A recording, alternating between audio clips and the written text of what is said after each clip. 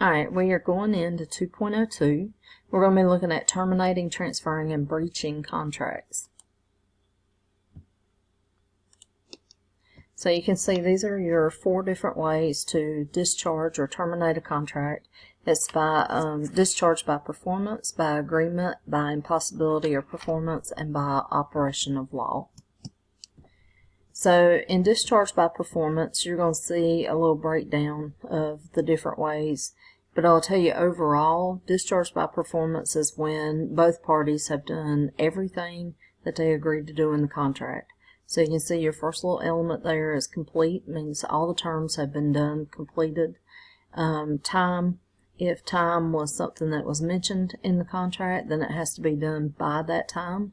And if it was not mentioned, then it has to be what would assume to be a reasonable time for that, whatever that type of job was.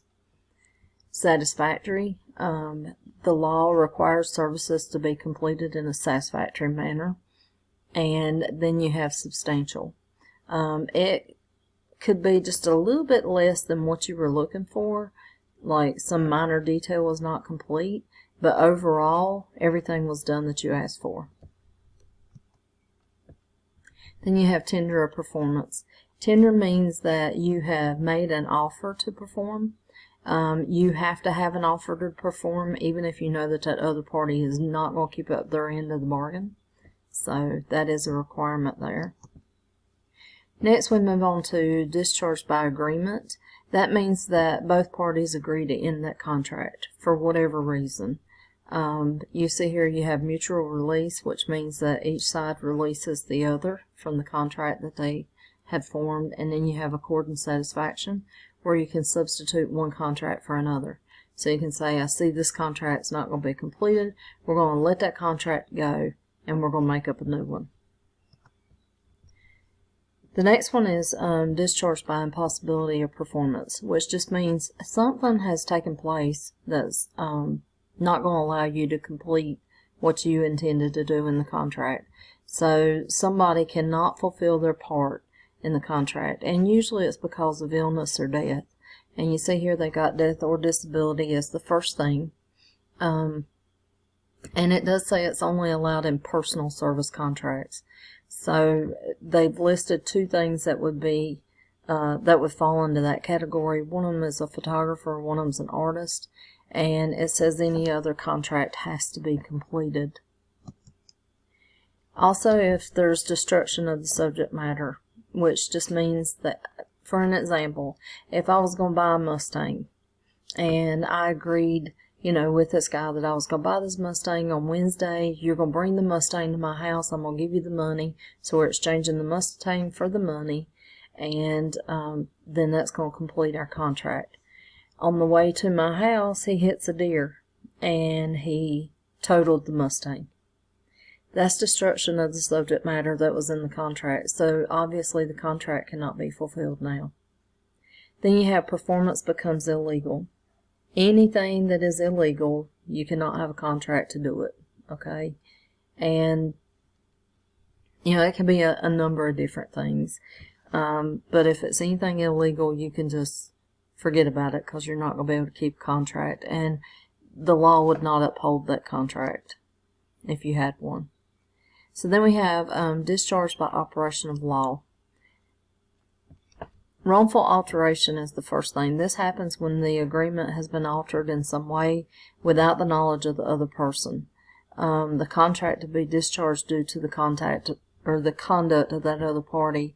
They did something, didn't let the other person know about it. Then you have statute of limitations. Different states have different time limits on lawsuits that have to be filed, and so if it goes past what that time limit is that the state allows for, then that contract would not be upheld because it's past that statute of limitations. You know what the only crime or tort is that does not have a time limit on it, does not have a statute of limitation? I'm curious if y'all know, but the answer is murder. Murder is the only crime that does not have a statute of limitations. Bankruptcy, if that occurs, then the debtor can be discharged from the contract after they file for bankruptcy.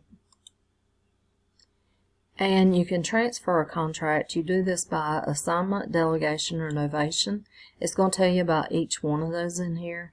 Assignment just means that you are transferring that contract from one person or one party to another. It's really just an assignment to another person. Delegation means that you're transferring a duty. So if you had a contract and one person was supposed to fulfill it and for some reason they can't, then you can transfer that contract by delegation. You delegate another party to do the things that was listed in the contract.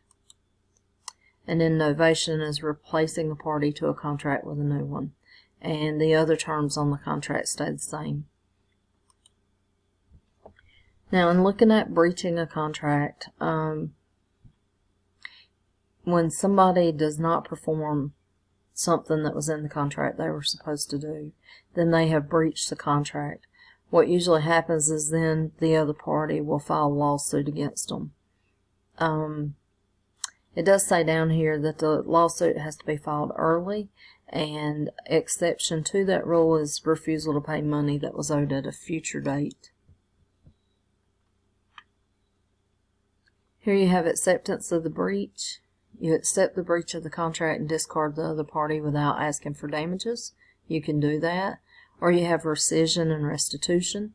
Rescission meaning that you cancel the contract, and then restitution would be returning anything that's been received or paying them for whatever was lost because of the contract breach. These are different types of restitution, and you can see it's money damages. It goes from very small things up to larger. I'm not going to go through each one of these because I think they're fairly self-explanatory. If you have questions on any of those when you're looking at notes, be sure and send me a message and let me know.